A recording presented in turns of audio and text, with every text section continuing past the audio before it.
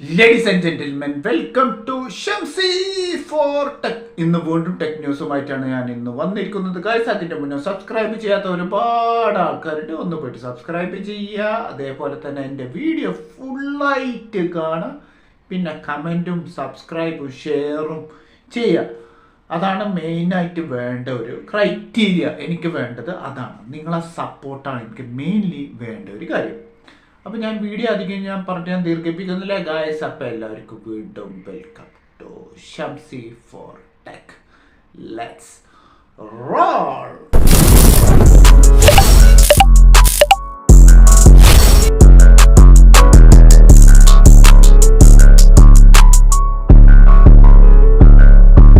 Hello guys, അപ്പോൾ ആദ്യം നമുക്ക് ടെക് ന്യൂസിലേക്ക് കടക്കാം. അപ്പോൾ ആദ്യത്തെ ടെക് ന്യൂസ് പറയാൻ പോകുന്നത് നമ്മുടെ കാൾപൈ അണ്ണൻ്റെ പുതിയ ഡിവൈസ് ഇറക്കാൻ പോകുന്നുണ്ട്. അതായത് പുതിയൊരു മൊബൈൽ ഇറക്കാൻ പോകുന്നുണ്ട്. നത്തിങ്ങിൻ്റെ ഫ്ലിപ്പ് സീരീസ് എന്ന് പറയുന്ന ഒരു മോഡൽ വരാൻ പോകുന്നുണ്ട്. ഫ്ലിപ്പ് പ്രോ എന്നാണ് അതിൻ്റെ പേര് കൂടെ. ഇതിൻ്റെ ഒരു പ്രോട്ടോടൈപ്പ് ഡിസൈൻ വന്നിട്ടുണ്ട്. ഭയങ്കര യൂണീക്ക് ലെവലിലാണ് ഇതിൻ്റെ ഡിസൈൻ അവർ ഉണ്ടാക്കിയിരിക്കുന്നത്. ലൈറ്റ്സൊക്കെ കത്തും, അതൊരു വലിയൊരു ഹൈലൈറ്റും കൂടെയാണ്. പിന്നെ ഇതൊരു ട്രാൻസ്പാരൻറ്റ് ഡിസൈനും കൂടെയാണ്. ഇത് ആക്ച്വലി ഇതൊരു പ്രോട്ടോടൈപ്പ് ഡിസൈനാണ്. അപ്പോൾ ഏതോ ഒരു വ്യക്തി പ്രോട്ടോടൈപ്പൊക്കെ ഉണ്ടാക്കിയിട്ട് ആ ഡിസൈൻ ഓൺലൈനിൽ റിവീൽ ചെയ്ത് നോക്കിയതാണ്. എനിക്ക് ആ ഡിസൈന് വളരെ ഇഷ്ടപ്പെട്ടു. യഥാർത്ഥത്തിൽ പറയുകയാണെന്ന് വെച്ച് കഴിഞ്ഞാൽ ആ design is one of the best unique design ആയിട്ടാണ് എനിക്ക് ഫീൽ ചെയ്തത്. അതും വിത്ത് ട്രാൻസ്പാരൻസി ലെവലിലേക്ക് വരുമ്പോൾ വേറെ തന്നെ പറയാനുള്ളത്. ഇനി ചിപ്സെറ്റ് വരുമ്പോൾ ഇതിൽ ഈ നത്തിങ്ങിൻ്റെ ഫ്ലിപ്പ് പ്രോയിൽ ചിപ്സെറ്റ് അവർ യൂസ് ചെയ്യുന്നത് സ്നാപ്ഡ്രാഗൻ്റെ 80 ലൈറ്റ് ചിപ്സെറ്റും ഇന്നർ സ്ക്രീന് 6.5 ഇഞ്ചിൻ്റെ സ്ക്രീനാണ് വരുന്നത്. ഇന്നർ സ്ക്രീന് കവർ സ്ക്രീന് ഒരു 3.4 ഇഞ്ചിൻ്റെ കവർ സ്ക്രീനും വരാൻ സാധ്യതയുണ്ട്. ഇത് ലീക്കും പിന്നെ ഒരു റൂമറും കൂടിയാണ്. ആ രീതിയിൽ നിങ്ങളിത് കണക്കിലാക്കി എടുത്താൽ മതി. പിന്നെ 2 സ്ക്രീനുകളും ഇന്നർ സ്ക്രീനും കവർ സ്ക്രീനും ആമോലെഡിൻ്റെ ഡിസ്പ്ലേ വെച്ചിട്ടാണ് ഇറങ്ങാൻ പോകുന്നത്. 50 വാട്ട്സിൻ്റെ ചാർജറാണ് ഇതിൽ സപ്പോർട്ട് ചെയ്യുന്നത്. ചാർജർ നിങ്ങൾ സെപ്പറേറ്റ് ആയിട്ട് മേടിക്കണം, അതാണ് അതിൻ്റെ സത്യം. ആപ്പിളിൻ്റെ സാംസങ്ങിൻ്റെ അതേ സിസ്റ്റം തന്നെയാണ് നത്തിങ് ഫോണും യൂസ് ചെയ്യുന്നത്. പിന്നെ വയർലെസ് ചാർജിങ് അടക്കം ഇതിൽ സപ്പോർട്ട് ചെയ്യുന്നതാണ്. അപ്പോൾ ഇതൊരു പ്രോട്ടോടൈപ്പും കൂടെയാണ്, ഒരു റൂമറും കൂടെയാണ് പറയാനുള്ളത്. അപ്പോൾ ആ ഒരു രീതിയിൽ നിങ്ങൾ ഈ ഒരു ഫോണിനെ സത്യത്തിൽ നിങ്ങൾ കണ്ടാൽ മതി. എനിക്കത്രേ പറയാനുള്ളൂ. അപ്പോൾ രണ്ടാമത്തെ ടെക് ന്യൂസിലേക്ക് നമുക്ക് കിടക്കാമല്ലോ. അപ്പോൾ രണ്ടാമത്തെ ടെക് ന്യൂസ് പറയാൻ പോകുന്നത് നമ്മുടെ HMDയുടെ സൈഡിൽ നിന്നാണ്. അതായത് നോക്കിയ അമ്മാവൻ്റെ HMD സ്കൈലൈൻ എന്ന് പറയുന്ന മിഡ് റേഞ്ച് സെഗ്മെൻറ്റിന് ആൻഡ്രോയിഡ് 15 സോഫ്റ്റ്വെയർ അപ്ഡേറ്റ് വരാൻ പോകുകയാണ് ഗൈസ്. അപ്പോൾ ആരെങ്കിലും HMD സ്കൈലൈൻ ഫോൺ യൂസ് ചെയ്യുന്നുണ്ടെങ്കിൽ പോയിട്ട് ആൻഡ്രോയിഡ് 15 സോഫ്റ്റ്വെയർ അപ്ഡേറ്റ് ചെയ്യുക. ഇനി നമുക്ക് സാംസങ്ങിൻ്റെ സൈഡിൽ നിന്നുള്ള ന്യൂസ് അപ്ഡേറ്റുകളാണ് പറയാൻ പോകുന്നത്. 3 ന്യൂസ് അപ്ഡേറ്റുകളാണ് ഞാൻ ഇന്ന് നിങ്ങളുടെ മുന്നിൽ ഷെയർ ചെയ്യാൻ പോകുന്നത്. ആദ്യത്തെ അപ്ഡേറ്റ്, നമ്മുടെ സാംസങ് ട്രൈഫോൾഡ് സീരീസിന് വേണ്ടിയിട്ട് പ്രവർത്തനം തുടങ്ങിയിട്ടുണ്ട്. അതിൻ്റെ ഒരു ലീക്ഡ് ഫോട്ടോ അവർ റിവീൽ ചെയ്തിട്ടുണ്ട്. ആ ഡിസൈൻ ഞാൻ ഇതിൽ കാണിക്കുന്നതാണ്. രണ്ടാമത്തെ ഒരു ന്യൂസ് അപ്ഡേറ്റ് പറയുകയാണെന്ന് വെച്ച് കഴിഞ്ഞാൽ നമ്മുടെ സാംസങ്ങിൻ്റെ S25 സ്ലിം എന്ന് പറയുന്ന ആ ഒരു മോഡലിൽ ലോഞ്ച് ചെയ്തിട്ടുണ്ട്. അമേരിക്കയിലാണ് അതിൻ്റെ ലോഞ്ചിങ് നടത്തിയിട്ടുള്ളത്. പക്ഷെ അവിടെ അതിൻ്റെ പേര് അപ്പം തന്നെ അവർ മാറ്റുകയും ചെയ്തു. അതിൻ്റെ പേര് ഇപ്പം നിലവിൽ വരുന്നത് S25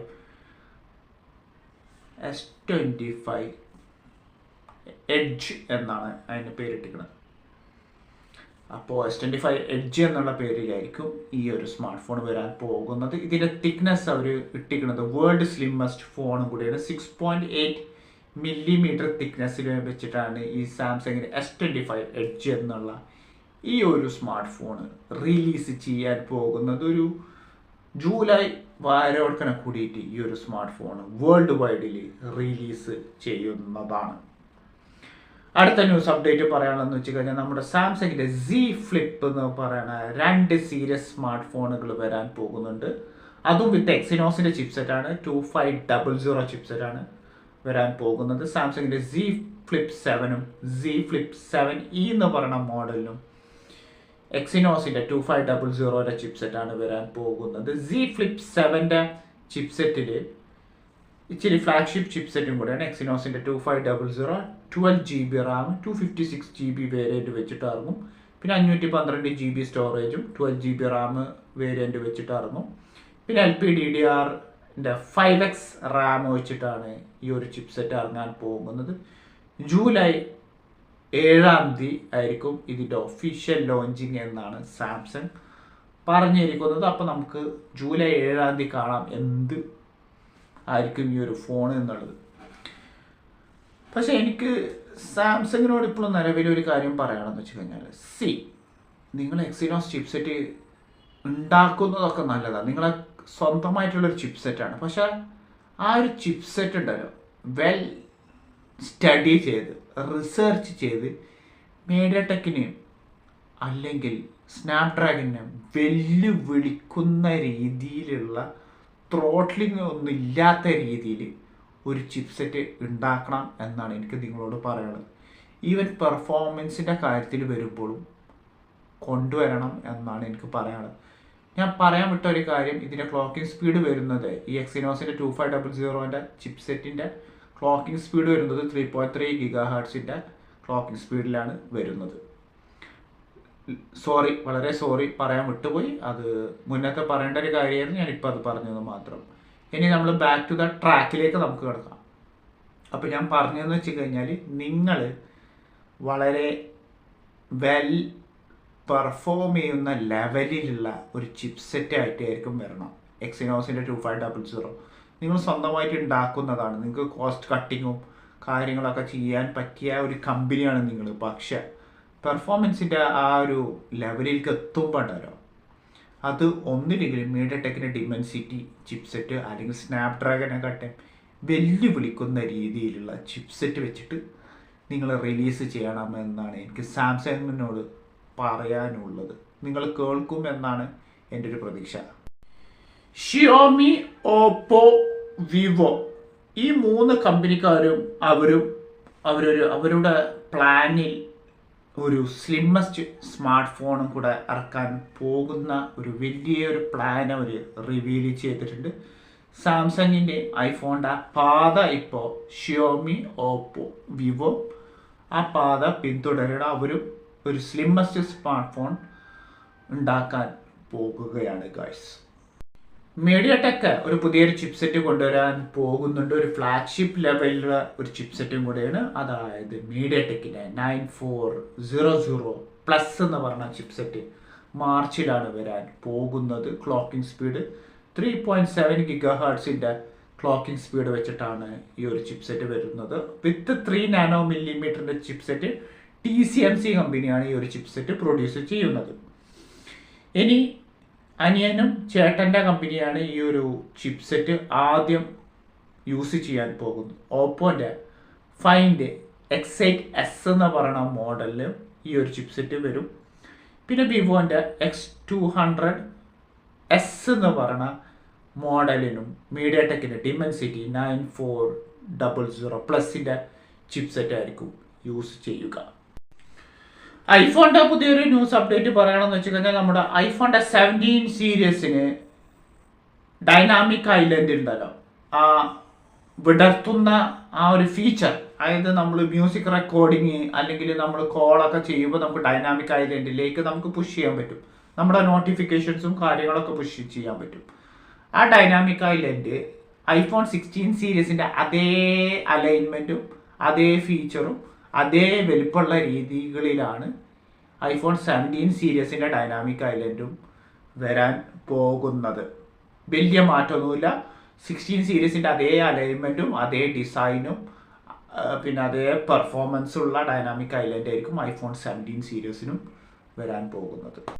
ഐക്യൂൻ്റെ നിയോ 10R എന്ന് പറയുന്ന മോഡൽ ഇന്ത്യയിൽ ലോഞ്ച് ചെയ്യാൻ പോകുന്നുണ്ട്. സ്പെക്സിൻ്റെ കാര്യത്തിൽ നമുക്ക് കിടക്കാം. ഇത് 6.7 ഇഞ്ചിൻ്റെ AMOLED സ്ക്രീനാണ് വരുന്നത്. 144 Hz refreshing rate, 6400 mAh battery, AMOLED സ്ക്രീനും കൂടിയാണ്. പിന്നെ 80 വാട്ട്സിൻ്റെ ചാർജർ ഉണ്ടാവുന്നതാണ്. അത് ഏറ്റവും വലിയൊരു ഹൈലൈറ്റും കൂടിയാണ്. പിന്നെ സ്നാപ്ഡ്രാഗൻ്റെ 8s Gen 3 ചിപ്സെറ്റാണ് യൂസ് ചെയ്യുന്നത്. LPDDR5X റാമാണ് ഇതിൽ യൂസ് ചെയ്യുന്നത്. UFS സിസ്റ്റം 4.0 ആയിരിക്കും ഇതിലും വരാം. പിന്നെ ഏറ്റവും വലിയൊരു പ്രത്യേകതയും കൂടെ പറയുകയാണെന്ന് വെച്ച് കഴിഞ്ഞാൽ ഇത് 6400 mAh സിലിക്കൺ കാർബൺ ബാറ്ററി വെച്ചിട്ടായിരിക്കും ഇതിൻ്റെ ലോഞ്ചിങ്. പിന്നെ പ്രൈസിൻ്റെ കാര്യം ഒഫീഷ്യലായിട്ട് റിവീൽ ചെയ്തിട്ടുണ്ട്. 35,000 അടിയിലാണ് ഇതിൻ്റെ വില വരുന്നത്. അതായത് ഞാൻ നിങ്ങളെ അധികം പറഞ്ഞിട്ട് ഞാൻ ബുദ്ധിമുട്ടിക്കുന്നില്ല. 30,000 രൂപയാണ് ഈ ഒരു iQOO Neo 10R വില അവർ റിവീൽ ചെയ്തിരിക്കുന്നത്. പുതിയൊരു ടെക്നോളജി അപ്ഡേറ്റ് ആണ് ഞാൻ നിങ്ങളെ മുന്നിൽ റിവീൽ ചെയ്യാൻ പോകുന്നത്. നമ്മുടെ TWS ഹെഡ്സെറ്റ് ഉണ്ടല്ലോ, അത് ഇനി വൈഫൈ കണക്ടിവിറ്റിയിൽ കൊണ്ടുവരാൻ പോകുന്നുണ്ട് എന്നാണ് പറയണത്. എന്ന് വെച്ച് കഴിഞ്ഞാൽ രമണ ഇനി ബ്ലൂടൂത്തിൽ കണക്ട് ചെയ്യണ പകരം ഇനി നമുക്ക് വൈഫൈയിൽ കൂടെ നമുക്ക് കണക്ട് ചെയ്യാൻ പറ്റും. അപ്പോൾ ഇത് കണക്ട് ചെയ്യുന്നതിന് മുൻപ് അറിഞ്ഞിരിക്കേണ്ട ഒരു കാര്യം, ഇത് സ്റ്റേബിൾഡ് വൈഫൈ ആണ് എന്നുണ്ടെങ്കിൽ ഉണ്ടല്ലോ വേറൊരു ലെവലിലേക്ക് ഈ ഒരു സാധനം കൊണ്ടുപോകും. അപ്പോൾ ഇതിൻ്റെ ചിപ്സെറ്റ് ആരാ ഉണ്ടാക്കണമെന്ന് വെച്ച് കഴിഞ്ഞാൽ ക്വാൽകോം ആണ് ഇതിൻ്റെ ചിപ്സെറ്റ് ഉണ്ടാക്കുന്നത്. 2 ചിപ്സെറ്റുകളാണ് ഉണ്ടാക്കുന്നത്. S7 S7 Pro എന്ന് പറയുന്ന ചിപ്സെറ്റാണ് ഈ വൈഫൈ TWS ഹെഡ്സെറ്റിന് യൂസ് ചെയ്യാൻ പോകുന്നത്. അത് അടുത്ത വർഷമായിരിക്കും അതിൻ്റെ സ്റ്റാർട്ടിങ് വരാനും പോകുന്നത്. പിന്നെ ഒരു പ്രത്യേകത കൂടെ ഇതിൽ ഇവർ പറയണമെന്ന് വെച്ച് കഴിഞ്ഞാൽ നമ്മൾ വലിയ വലിയ ഗെയിംസുകളൊക്കെ നമ്മൾ സാധാരണ ബ്ലൂടൂത്ത് ഹെഡ്സെറ്റിൽ കണക്ട് ചെയ്യുമ്പോൾ ലാറ്റൻസിക്ക് ബാധിക്കുന്നുണ്ട് എന്നാണ് പറഞ്ഞത്.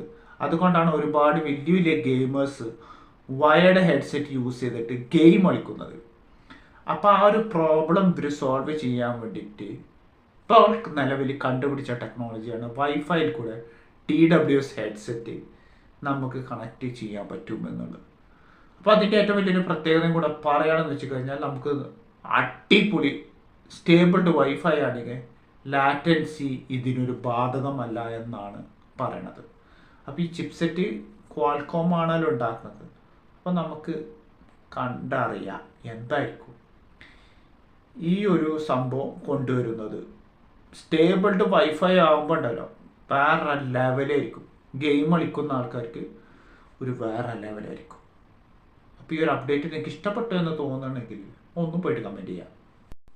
വാട്സാപ്പിൻ്റെ ഒരു പുതിയ ഒരു അടിപൊളി അപ്ഡേറ്റ് വന്നിട്ടുണ്ട്. അപ്ഡേറ്റ് എന്ന് വെച്ച് കഴിഞ്ഞാൽ ഇനി നമ്മുടെ ഇൻസ്റ്റാഗ്രാമിലുള്ള സ്റ്റോറിയൊക്കെ അല്ലേ നമുക്ക് സ്റ്റാറ്റസ് ഒക്കെ നമുക്ക് കാണാൻ പറ്റും. വാട്സാപ്പിൽ നമ്മൾ പോസ്റ്റ് ചെയ്യുന്ന കാര്യങ്ങൾ, ഇപ്പോൾ നമ്മൾ ഇൻസ്റ്റാഗ്രാമിൽ പോസ്റ്റ് ചെയ്ത സ്റ്റാറ്റസ് അപ്ഡേറ്റ്സുകൾ ഒക്കെ നമുക്ക് വാട്സാപ്പിൽ കൂടെ നമുക്ക് കാണാൻ പറ്റും. രണ്ടാമത് നമ്മൾ ഇനി ഫേസ്ബുക്കിൽ എന്തെങ്കിലും സ്റ്റോറികളൊക്കെ ഇട്ടിട്ടുണ്ടെങ്കിലും അത് നമുക്ക് വാട്സാപ്പിലും നമുക്ക് ആ ഒരു അപ്ഡേറ്റ് കാണാൻ പറ്റും. എന്താണ് നമ്മൾ സ്റ്റോറി പോസ്റ്റ് ചെയ്തത് ഫേസ്ബുക്കിൽ അത് നമുക്ക് വാട്സാപ്പിലും നമുക്ക് നോട്ടിഫിക്കേഷനായിട്ട് കാണാൻ പറ്റും. ഇൻസ്റ്റാഗ്രാമിൻ്റെ നോട്ടിഫിക്കേഷനും ഫേസ്ബുക്കിൻ്റെ നോട്ടിഫിക്കേഷനും ഇനി നമുക്ക് വാട്സാപ്പിൽ നമുക്ക് കാണാൻ പറ്റും. വാ ആട്ടാറ് മുതൽ തന്നെ ഒന്നും പറയാനില്ല, വേറെ തന്നെ. പക്ഷെ ഇതിൽ എല്ലാതും മെറ്റേൻ്റെ അണ്ടറിലായതുകൊണ്ട് നമുക്ക് വാട്സാപ്പിൽ കൂടെ ഈ 2 ആപ്ലിക്കേഷൻസിൻ്റെ സ്റ്റോറികളും സ്റ്റാറ്റസും നമുക്ക് വാട്സാപ്പിൽ ഇപ്പോൾ ചെയ്യാൻ പറ്റും. അപ്ഡേറ്റിന് വേണ്ടി ഞാൻ വെയിറ്റ് ചെയ്യാം. ഓക്കെ ഗൈസ്, ഒരു പറയാനല്ല, വേറെ മാർക്ക് സക്കംബർഗർ ഉണ്ടല്ലോ, അയാൾ അങ്ങ് വേറെ ലെവലാണ്. കോണ്ടന്റ് ക്രിയേറ്റേഴ്സിന് ഒരു സന്തോഷ വാർത്ത പറയാനുള്ളതെന്ന് വെച്ച് കഴിഞ്ഞാൽ വലിയ വലിയ കോണ്ടന്റ് ക്രിയേറ്റേഴ്സിന് ഇനി ഗോൾഡൻ വിസൻ്റെ പുതിയ ഒരു അപ്ഡേറ്റ് വന്നിട്ടുണ്ട്. 5 വർഷത്തെ അപ്ഡേറ്റ് ആണ് വന്നിട്ടുള്ളത്. ഈ ഗോൾഡൻ വിസയുടെ ഒരു ട്രിക്ക് എന്ന് വെച്ച് കഴിഞ്ഞാൽ നമ്മൾ ഭയങ്കര വലിയ സംഭവമായിരിക്കണം. നമ്മൾ ഒന്നില്ലെങ്കിൽ ഡോക്ടർ, കഴിവുള്ള ഒരാൾ, ടെക്നോളജി പരമായിട്ടുള്ള കഴിവ്, ബിസിനസ് പരമായിട്ട് നമുക്ക് കഴിവ്, ആക്ടേഴ്സ് അല്ലെങ്കിൽ സിംഗേഴ്സിനൊക്കെ ഇപ്പം നിലവിൽ UAE ഗവൺമെൻറ് ഗോൾഡൻ വിസ കൊടുക്കുന്നുണ്ട്. അതൊരു നല്ലൊരു കാര്യമാണ്. കാരണം ഈ ഒരു രാജ്യത്തിൻ്റെ ബിസിനസ് അവർക്ക് ഹൈ ലെവലിൽ ഡെവലപ്പ് ചെയ്യാൻ വേണ്ടിയിട്ടാണ് ഈ ഒരു ഗോൾഡൻ വിസ. 5 വർഷത്തെ ഗോൾഡൻ വിസയാണ് ഇപ്പോൾ കൊടുക്കുന്നത്. ഇപ്പോൾ പുതിയൊരു അപ്ഡേറ്റ് പ്രകാരം കോണ്ടന്റ് ക്രിയേറ്റേഴ്സിനും ഈ ഒരു ഗോൾഡൻ വിസ കൊടുക്കാൻ പോവുകയാണ്. ചെയ്യുന്ന കാര്യങ്ങളുണ്ടല്ലോ, അത് ചില നിസ്സാരപ്പെട്ട കാര്യമല്ല, ഒരു ഹൈ ലെവൽ തിങ്കിങ് ആയിട്ടുള്ള ഒരു കാര്യമാണ്. ഈവൻ നമ്മുടെ കോണ്ടന്റ് ക്രിയേറ്റേഴ്സ്, ഇന്ത്യയിലുള്ള കോണ്ടന്റ് ക്രിയേറ്റേഴ്സ് അല്ലെങ്കിൽ UK എന്നൊക്കെ വരുന്ന കോണ്ടന്റ് ക്രിയേറ്റേഴ്സിന് പോലും അവർക്ക് സത്യത്തിൽ വിസ കൊടുക്കാനുള്ള സാധ്യത ഇന്ത്യക്കുണ്ട്. പക്ഷെ ഇന്ത്യ ചെയ്യില്ല. പക്ഷെ അങ്ങനെയല്ല. ബിസിനസ് അവർക്ക് വേണം ഈ രാജ്യത്ത്. അപ്പോൾ ഏത് കോണ്ടന്റ് ക്രിയേറ്റേഴ്സും, ഏത് രാജ്യത്തിൽ നിന്ന് വരുന്ന കോണ്ടന്റ് ക്രിയേറ്റേഴ്സ് ആണെങ്കിലും അവരുടെ സ്റ്റാറ്റസും അവരുടെ അക്കൗണ്ട്സും ബാങ്ക് ഡീറ്റെയിൽസും എല്ലാം ചെക്ക് ചെയ്തതിന് ശേഷം അവർക്ക് ഗോൾഡൻ വിസ കൊടുക്കുന്നതാണ്. ലാസ്റ്റത്തെ ടെക് ന്യൂസിലേക്ക് കടന്നാലോ? ലാസ്റ്റത്തെ ടെക് ന്യൂസ് പറയാൻ പോകുന്നത് നമുക്ക് നേരെ നമ്മുടെ ഇന്ത്യൻ സെക്ടറിലേക്ക് പോകാം. ഇന്ത്യൻ സെക്ടറിൽ ഇപ്പോൾ ഒരു നിലവിലൊരു വലിയൊരു പ്രോബ്ലം അവർ ഫേസ് ചെയ്യുന്നുണ്ട്. സിം കാർഡിൻ്റെ നെറ്റ്വർക്കിംഗ് ഇഷ്യൂ പ്രോബ്ലം ഇപ്പാണ് നിലവിൽ ഇപ്പോൾ അവർ ഫേസ് ചെയ്യുന്നത്. ജിയോ, ഐഡിയ, എയർടെൽ ഈ ഒരു പ്രോബ്ലം സോൾവ് ചെയ്യാൻ വേണ്ടിയിട്ട് BSNL ഒരു വലിയൊരു ടൈപ്പ് നടത്തിയിട്ട്, അതിന് മുന്നേ പറയേണ്ട ഒരു കാര്യം, ഈ പറയുന്ന 3 നെറ്റ്വർക്ക് യൂസ് ചെയ്യുന്ന ആൾക്കാർക്ക് റിമോട്ട് ഏരിയകളിൽ പോകുമ്പോൾ വലിയൊരു പ്രശ്നങ്ങൾ അവർ ഫേസ് ചെയ്യുന്നുണ്ട്. ഒന്ന്, ഡാറ്റ യൂസ് ചെയ്യുന്ന കാര്യത്തിൽ ഇപ്പോൾ അവരുടെ കയ്യിൽ നിലവിൽ 4G ഉണ്ടെങ്കിൽ അവർക്ക് 4G യൂസ് ചെയ്യാൻ പറ്റില്ല, 3G യൂസ് ചെയ്യാൻ പറ്റില്ല. അതിന് പകരം അവർക്ക് 2G നെറ്റ്വർക്ക് ആണ് അവർക്ക് യൂസ് ചെയ്യാൻ പറ്റുക. ഇനി കോളിങ്ങിൻ്റെ കാര്യത്തിൽ വരുമ്പോൾ സിഗ്നലിൻ്റെ സ്ട്രെങ്ത്തും വളരെ കുറവാണ്. അപ്പോൾ ഇതാണ് യഥാർത്ഥത്തിലുള്ള റിയാലിറ്റി. ഇനി ഉണ്ടാവാൻ പോകുന്ന പുതിയ ടെക്നോളജി എന്ന് വെച്ച് കഴിഞ്ഞാൽ BSNL net, Idea, Reliance, Jio ഒരു പുതിയൊരു ടെക്നോളജി ഡെവലപ്മെൻറ്റ് സ്റ്റാർട്ട് ചെയ്യാൻ പോണ്. നെറ്റ്വർക്കിൻ്റെ കാര്യത്തിലും കോളിങ്ങിൻ്റെ കാര്യത്തിലും അതേപോലെ ഡാറ്റ യൂസ് ചെയ്യുന്ന കാര്യത്തിലും വലിയൊരു വാസ്റ്റ് ഇംപ്രൂവ്മെൻറ്റ് ഉണ്ടാക്കാൻ പോവുകയാണ്. അപ്പോൾ ആ ടെക്നോളജിയുടെ പേരാണ് ICR എന്നാണ് പേര്, ഇൻട്രാ സർക്കുലർ റോമിംഗ് എന്നാണ് പേര്. അപ്പോൾ ഇതിൻ്റെ ഒരു പ്രത്യേകത എന്ന് വെച്ച് കഴിഞ്ഞാൽ, ഇനി നിങ്ങൾ ഐഡിയ യൂസ് ചെയ്യുന്ന ആൾക്കാരും ജിയോ യൂസ് ചെയ്യുന്ന ആൾക്കാരും എയർടെൽ യൂസ് ചെയ്യുന്ന ആൾക്കാർക്കും ഈ 3 ടവറിൻ്റെ നെറ്റ്വർക്കിൻ്റെ കണക്ടിവിറ്റി നേരെ BSNL കൂടെ കണക്ട് ചെയ്യാൻ പോകണം. അപ്പോൾ നിങ്ങൾ ഇനി റിമോട്ട് ഏരിയകളിൽ നിങ്ങൾ ഈ പറഞ്ഞ സിം കാർഡ്, ഈ 3 കമ്പനിയുടെ സിം കാർഡ് യൂസ് ചെയ്യണമെങ്കിൽ കോൾ ചെയ്യണ സമയത്ത് ഈ ടവറിൻ്റെ കോളിങ് നേരെ പോകുന്നത് BSNL ടവറിലേക്ക് ആയിരിക്കും. എന്നിട്ട് BSNL ടവർ സിഗ്നൽ നേരെ ഐഡിയക്കും ജിയോക്കും എയർടെലിനും സർക്കിളായിട്ട്, ഇതൊരു സർക്കിൾ പ്രോസസ്സാണല്ലോ.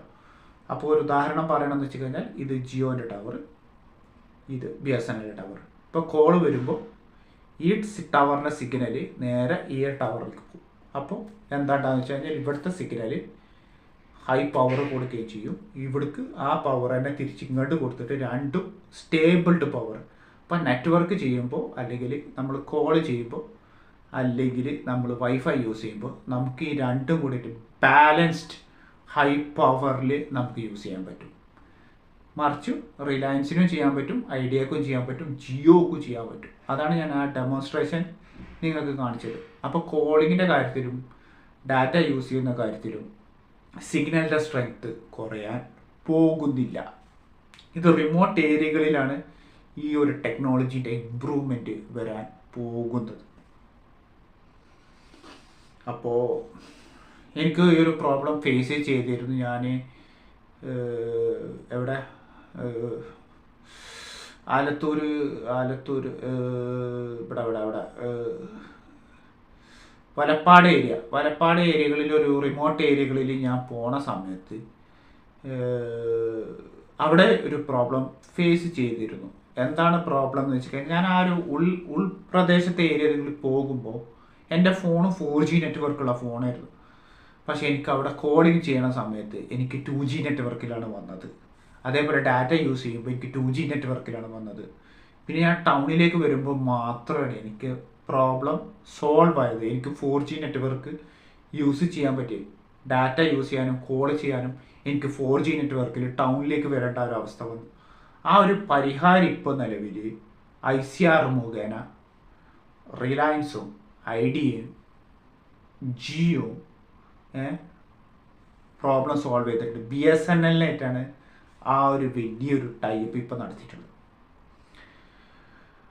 അപ്പോൾ ഈ ഒരു ടെക്നോളജി ഇന്ത്യ കൊണ്ടുവരും, എല്ലാ റിമോട്ട് ഏരിയകളിലും ഈ ഒരു ഫീച്ചർ കൊണ്ടുവരും എന്നാണ് പറഞ്ഞിരിക്കുന്നത്. എല്ലാ റിമോട്ട് ഏരിയ, ഇനി നിങ്ങൾ മധ്യപ്രദേശിൽ പോയാലും ഇന്ത്യയുടെ ഏത് റിമോട്ട് മേഖലയിൽ പോയാലും നിങ്ങൾക്ക് ഈ ഒരു ടെക്നോളജി പ്രാബല്യത്തിൽ വരാൻ പോവുകയാണ്. അപ്പം ഞാൻ അതിന് വേണ്ടിയിട്ട് ഇപ്പോൾ അവർ ആ ഒരു പ്രോസസ്സ് ഇപ്പോൾ സ്റ്റാർട്ട് ചെയ്തുകൊണ്ടിരിക്കണം. ആ സിഗ്നൽ ഇമ്പ്രൂവ്മെൻറ്റിന് വേണ്ടിയിട്ട് ഇപ്പം നിലവിൽ ഒരു വലിയൊരു വാസ്റ്റ് ഇമ്പ്രൂവ്മെൻറ്റ് നടത്തിയിട്ട് എന്നുള്ള ഒരു അപ്ഡേറ്റാണ് ഞാൻ നിങ്ങളുടെ മുന്നിൽ ഷെയർ ചെയ്യാനുള്ളത്. അപ്പോൾ ഞാൻ വീഡിയോ വൈൻഡ് അപ്പ് ചെയ്യണം. അപ്പോൾ എല്ലാവർക്കും എൻ്റെ വീഡിയോ ഇഷ്ടപ്പെട്ടിട്ടുണ്ടെങ്കിൽ എല്ലാവരും എൻ്റെ വീഡിയോസിന് വേണ്ടി നിങ്ങൾ ലൈക്കും കമൻറ്റും സബ്സ്ക്രൈബ് ഷെയർ ചെയ്യുക. അതുവരെക്കും എല്ലാവർക്കും എൻ്റെ ഹൃദയം നിറഞ്ഞ വലിയൊരു ഗുഡ് ബൈ.